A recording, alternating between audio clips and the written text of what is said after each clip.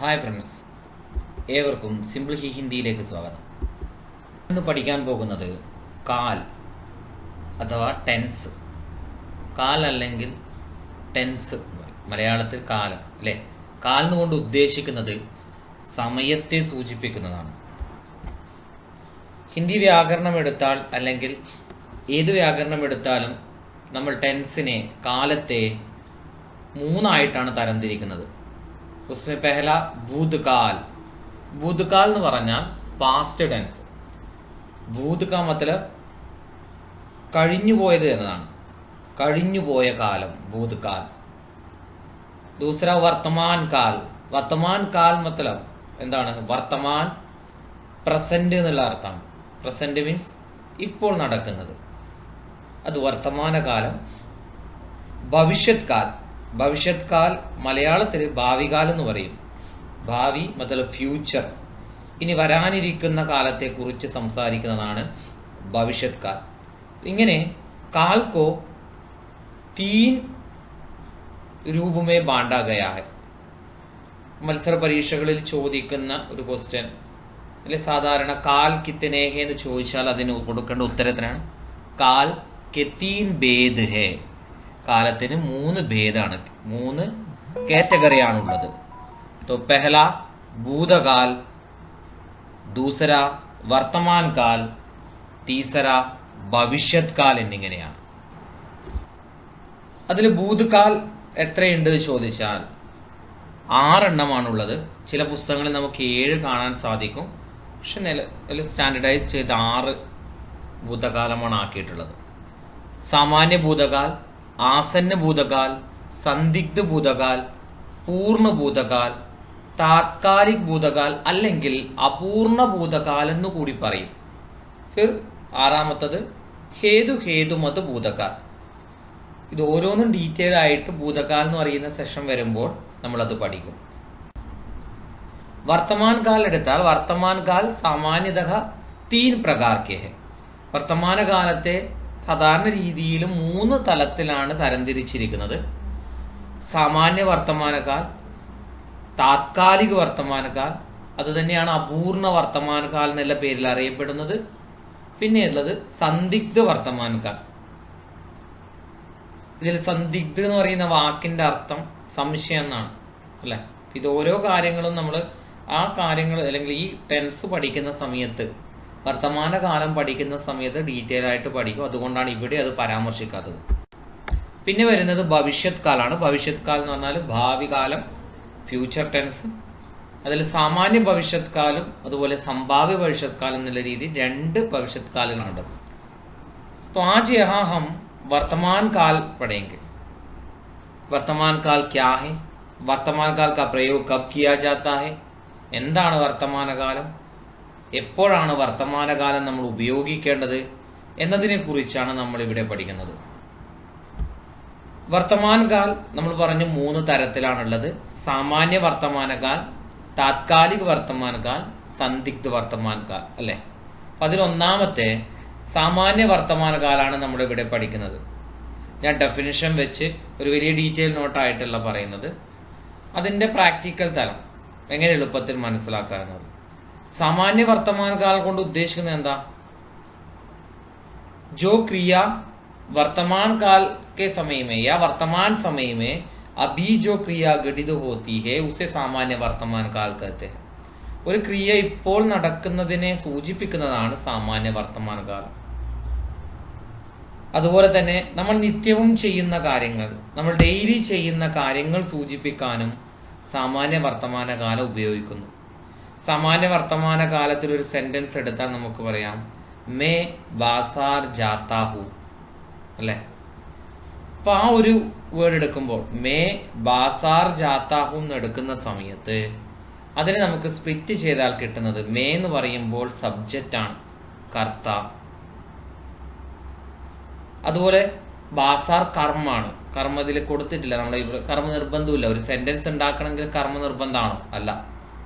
പിന്നെയുള്ളത് ക്രിയ അല്ലെങ്കിൽ ക്രിയാധാതു എന്ന് പറയും. അപ്പൊ നമുക്ക് ഉണ്ടാകുന്ന സംശയമാണ് എന്താണ് അല്ലെങ്കിൽ ഏതാണ് ക്രിയാധാതു. तो ക്രിയാധാതു से क्या मतलब है? എന്താണ് ക്രിയാധാതു കൊണ്ട് ഉദ്ദേശിക്കുന്നത്? അതെ, ക്രിയാക്ക സബ്സെ ചോട്ടാ രൂപം. ക്രിയാക്ക സബ്സെ ചോട്ടാ രൂപമാണ് എന്ത്? ക്രിയാധാതു. ഇംഗ്ലീഷിൽ വേർബ് റൂട്ട് എന്നൊക്കെ പറയും. ക്രിയയുടെ ഏറ്റവും ചെറിയ രൂപത്തെ നമ്മൾ ക്രിയാധാതു എന്ന് വിളിക്കുന്നു. അപ്പോൾ ക്രിയയുടെ ഏറ്റവും ചെറിയ രൂപം എങ്ങനെയാണ് കണ്ടെത്തുക? ഒരു 3 ക്രിയ പറയാം.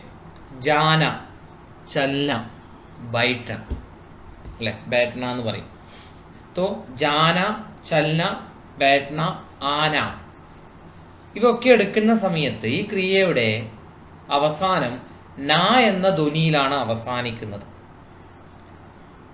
ഈ എല്ലാ ക്രിയയുടെയും അവസാനത്തെ ന എന്ന അക്ഷരം അല്ലെങ്കിൽ ധ്വനി മാറ്റിയാൽ നമുക്ക് കിട്ടുന്ന എന്താ? ആന, അതിൽ നിന്ന് ന മാറ്റിയാൽ ആ എന്ന് കിട്ടും. ജാന, അതിൽ ന മാറ്റിയാൽ ജാ എന്ന് കിട്ടും. बैठना, അതിൽ ന മാറ്റിയാൽ बैठ എന്ന് കിട്ടും. ചലന, ചൽ എന്ന് കിട്ടും. അല്ലെ, നമ്മളൊരു പുസ്തകം എടുത്ത് അത് എഴുതി നോക്കിയാൽ നമുക്ക് കൃത്യം മനസ്സിലാവും. അപ്പോൾ ആ ഒരു ചെറിയ രൂപത്തെ ചൽ, ബൈഠ്, ജാ ഇങ്ങനെയുള്ള ചെറിയ രൂപത്തെയാണ് ക്രിയാധാതു എന്ന് വിളിക്കുന്നത്. അപ്പൊ സാമാന്യ വർത്തമാന കാലം ഉണ്ടാക്കാൻ വേണ്ടിയിട്ട് കർത്താവിന്റെ കൂടെ, അതായത് ആ സെന്റൻസിൽ കർത്താവ് ഉണ്ടാകും, പിന്നെ ക്രിയാധാതു ഉണ്ടാകും, ഈ ക്രിയയുടെ ചെറിയ രൂപം. അതിന്റെ കൂടെയാണ് മാറ്റങ്ങൾ ചേർക്കുന്നത്. ഇപ്പൊ കർത്താവായിട്ട് നൗണും വരാം, അതുപോലെ തന്നെ പ്രോനൗണും വരാം. സഖ്യ യാ സർവനാം ആസക്തേ, അല്ലെ. ഇപ്പൊ മേ എന്ന് പറയുന്ന സർവനാമമാണ് വരുന്നതെങ്കിൽ ക്രിയാധാതുവിന്റെ കൂടെ താഹൂം അല്ലെങ്കിൽ തീഹൂം എന്ന് ചേർക്കണം. എന്താണ് ഈ താഹൂം എന്ന് പറയുന്നത്? അതെ, പുല്ലിംഗ ശബ്ദം വരുമ്പോൾ മേ പുല്ലിംഗമാണെങ്കിൽ, ഒരാൺകുട്ടിയാണ് പറയുന്നതെങ്കിൽ താഹൂം എന്ന് ചേർക്കും. ഒരു പെൺകുട്ടിയാണ് പറയുന്നതെങ്കിൽ അല്ലെങ്കിൽ ചെയ്യുന്നതെങ്കിൽ ഒരു ക്രിയ തീഹൂം എന്ന് ചേർക്കും. ഉദാഹരണത്തിന് മേ ജാത്താഹൂം, ഒരാൺകുട്ടി പറയുന്നു. അത് പെൺകുട്ടി പറയുമ്പോൾ എന്തു പറയണം? മേ ജാത്തിഹൂം. മേ ചൽത്താഹൂം, ഒരു പെൺകുട്ടി പറയുമ്പോൾ മേ ചൽത്തിഹൂം. ഇനി തുമ്മ് വരുമ്പോൾ പുല്ലിംഗത്തിൽ തേഹോന്നും തീഹോന്നും ചേർക്കും. യ, വ, തു നമുക്കറിയാം ഏകവചന പദങ്ങളാണത്.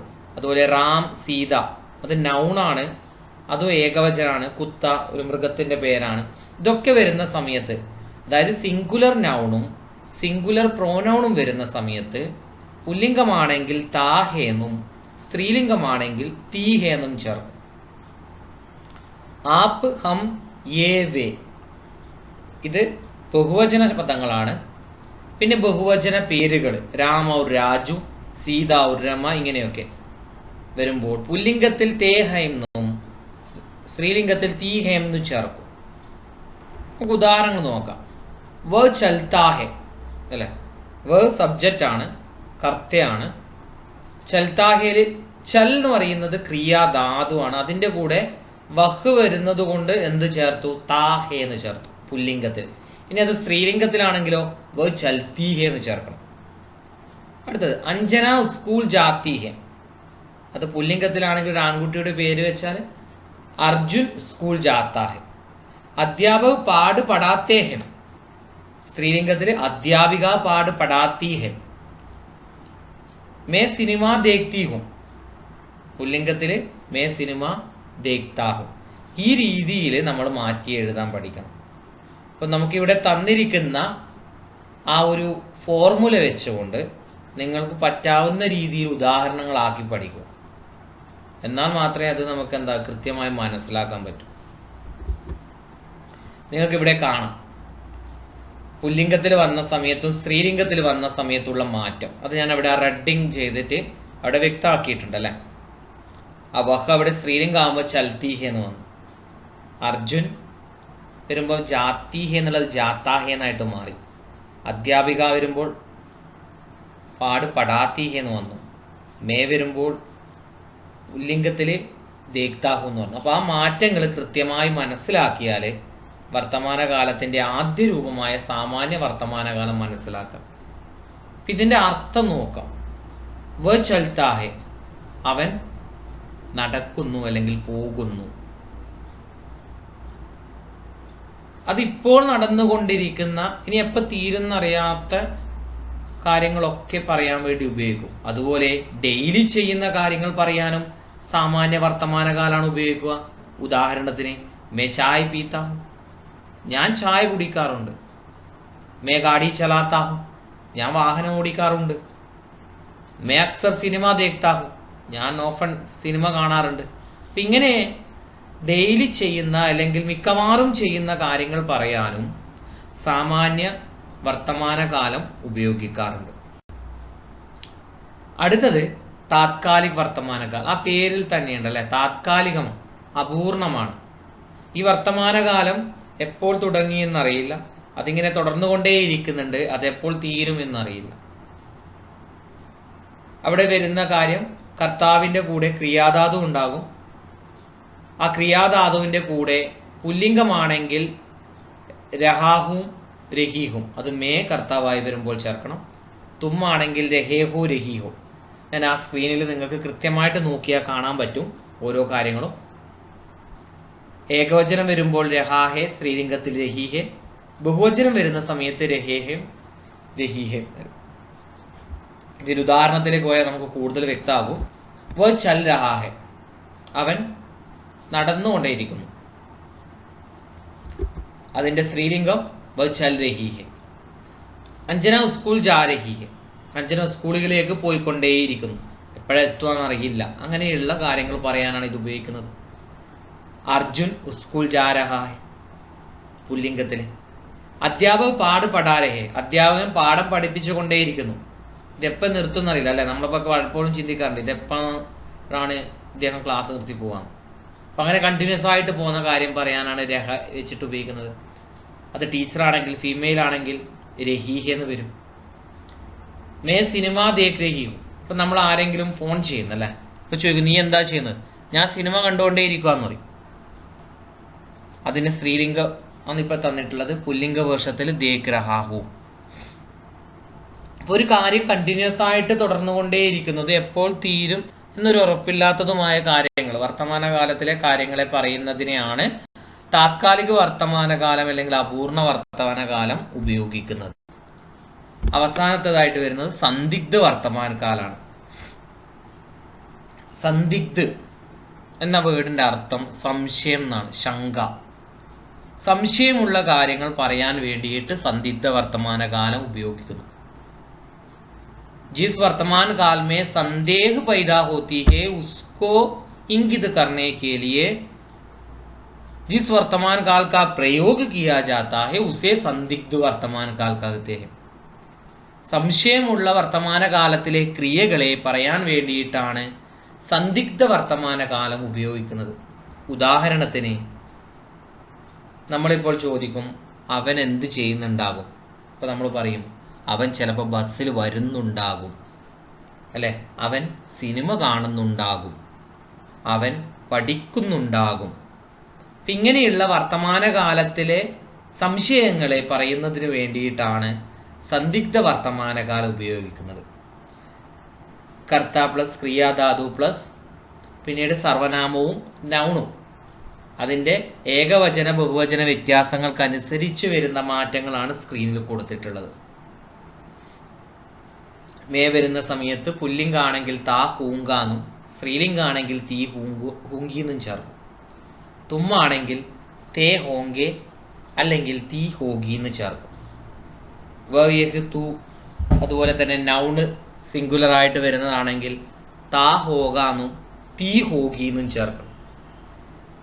പ്രോനൗണ് നൗണും പ്ലൂരൽ ആണെങ്കിൽ അതായത് ബഹുവചനമാണെങ്കിൽ തേ ഹോങ്കെന്നും തീ ഹോങ്കിന്നും ചേർക്കും. ഉദാഹരണത്തിലേക്ക് കടക്കാം. വ ചൽത്താ ഹോഗ, അവൻ നടക്കുന്നുണ്ടാകും. അതിന്റെ സ്ത്രീലിംഗം വ ചൽത്തി ഹോഗി. അഞ്ജന സ്കൂൾ ജാത്തി ഹോഗി, അഞ്ജന സ്കൂളിൽ പോകുന്നുണ്ടായിരിക്കും. അതിന്റെ പുല്ലിംഗ വേർഷൻ അർജുൻ സ്കൂൾ ജാത്താ ഹോഗ, അർജുൻ സ്കൂളിലേക്ക് പോകുന്നുണ്ടായിരിക്കും അല്ലെ പോകുന്നുണ്ടാകും. അധ്യാപകൻ പാഠ പഠാത്തേ ഹോങ്കെ, അധ്യാപകൻ പാഠം പഠിപ്പിക്കുന്നുണ്ടാകും. അതിന്റെ ഫീമെയിൽ വേർഷൻ അധ്യാപിക പാഠ പഠാത്തി ഹോങ്കി, അധ്യാപിക പാഠം പഠിപ്പിക്കുന്നുണ്ടാകും.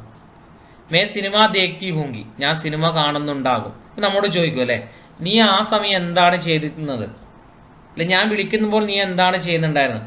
മേ സിനിമ ദേഖ്തി ഹും, ഞാൻ ആ സമയം സിനിമ കാണുന്നുണ്ടാകും എന്ന മറുപടി നമുക്ക് കൊടുക്കാമല്ലോ. അപ്പം അതിൻ്റെ ഫീമെയിൽ വേർഷനും മെയിൽ വേർഷനുമാണ് രണ്ട് സൈഡിലും കൊടുത്തിട്ടുള്ളത്. അപ്പോൾ ഇത് കൃത്യമായിട്ട് നോക്കിയാൽ നമുക്ക് വളരെ എളുപ്പത്തിൽ ഈ 3 കാലത്തെ വകഭേദങ്ങൾ മനസ്സിലാക്കുകയും അത് പ്രയോഗിക്കാനും സാധിക്കും. Thank you.